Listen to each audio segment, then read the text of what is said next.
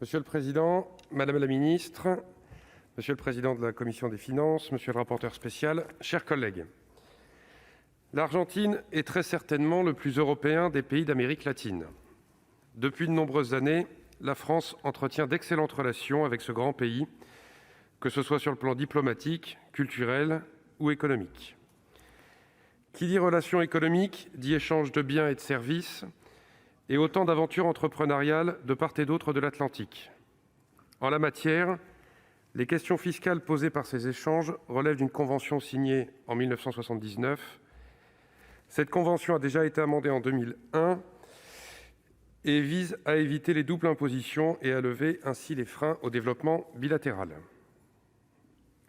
Le projet de loi que nous examinons aujourd'hui autorise à modifier à nouveau cette convention.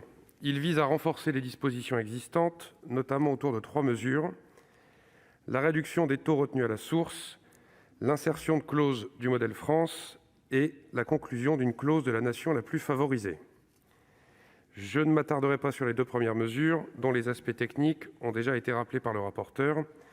Compte tenu du temps qui m'est imparti, je me contenterai de développer la dernière mesure. Cette clause prévoit que la France pourra bénéficier, dans de nombreux domaines, des clauses plus avantageuses que l'Argentine concédera à d'autres pays que le nôtre, sur les revenus passifs ou les revenus des indépendants par exemple.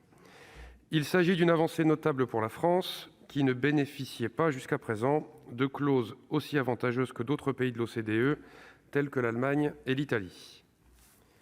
Désormais, toute amélioration dans ces domaines profitera aux quelques 15 000 ressortissants français qui vivent en Argentine, ainsi qu'aux 250 entreprises françaises qui exercent une part de leur activité. C'est un choix courageux de la part de l'Argentine, dont la situation économique demeure très fragile. En effet, face au poison de l'inflation, l'Argentine doit sans cesse résister à ses penchants protectionnistes et isolationnistes. Cette volonté de renforcer les relations avec ses partenaires étrangers prouve qu'une nation peut aussi combattre ses démons par l'ouverture au monde. Cela va à l'encontre d'une vision moribonde et fermée de la souveraineté économique. Ce n'est pas rien pour un pays qui n'a jamais réussi à retrouver la place de premier plan qu'il occupait dans le commerce international il y a plus d'un siècle. C'est surtout beaucoup pour un pays qui a dû se déclarer en cessation de paiement en 2001 et qui est alors entré dans une crise économique terrible dont il ne s'est pas encore relevé. Son endettement public s'élevait alors à 60% de son PIB. Alors que nous devrons, dans les toutes prochaines années, mettre en œuvre des politiques ambitieuses pour désendetter et pour réindustrialiser le pays, le cas de l'Argentine peut donner matière à réfléchir.